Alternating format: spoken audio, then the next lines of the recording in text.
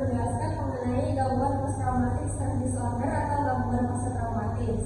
Nah, teman-teman kelompok juga sudah menjelaskan mengenai apa sih definisi gejala-gejala dan juga diagnosis yang bisa dilakukan untuk menganalisa dan mendiagnosis si gangguan PTSD ini.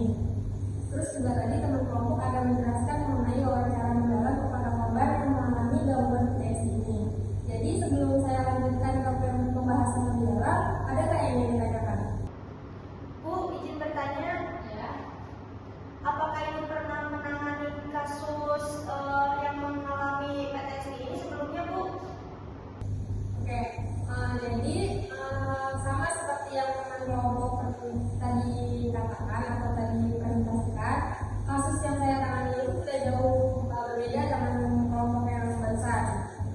Karena tadi si kelompok ini menjelaskan kalau orang yang nggak mengalami PTSD ini adalah laki-laki, nah kalau klien saya ini perempuan, jadi dia itu perempuan, mahasiswa dan bekerja, terus juga kayak sering ikut di kelas malam itu, karena saya nggak pernah melihat di kelas pagi. Jadi permasalahan dari si klien yang saya tangani itu sama kayak yang tadi itu kayak itu punya pengalaman traumatis dengan pacarnya dia, dan pacarnya ini masalah dengan pacarnya ini mengganggu sampai ke kehidupan di kuliah maupun di pekerjaannya itu. Ada lagi yang ingin ditanyakan? Bu, mau tanya dong, ya, mengenai apa post traumatic stress disorder ini bisa sembuh nggak sih, Bu? Kalau dari kasus yang tadi saya tangani sekarang, si klien yang saya tangani ini masih dalam proses penanganan. Jadi masih fase pertemuan dengan saya seperti konsultasi atau terapi dengan saya. Namun 2-3 pertemuan lagi nih kayaknya si pasiennya ini atau kliennya ini udah sembuh, karena si masalahnya itu udah menemui titik terang, terus juga trauma-traumanya itu udah bisa kita kontrol. Jadi 2-3 pertemuan lagi itu udah bisa sembuh. Oke, jika tidak ada yang ingin ditanyakan lagi, mungkin sekian materi atau perkuliahan kita hari ini mengenai PTSD. Semoga teman-teman paham dan bisa lebih aware dengan keadaan sekitar mengenai PTSD ini. Sekian, saya akhiri perkuliahan kali ini. Wassalamualaikum warahmatullahi wabarakatuh.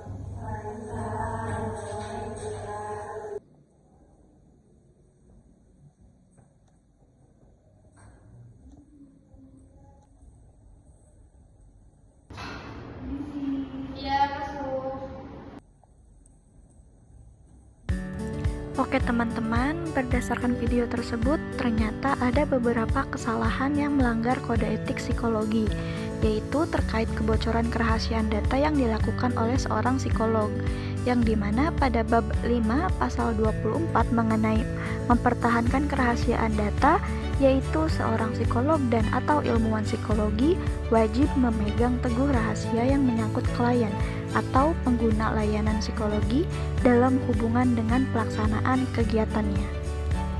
Kemudian, pelanggaran kedua terjadi dikarenakan dalam video tersebut seorang psikolog melebih-lebihkan hasil intervensi yang akan dialami klien.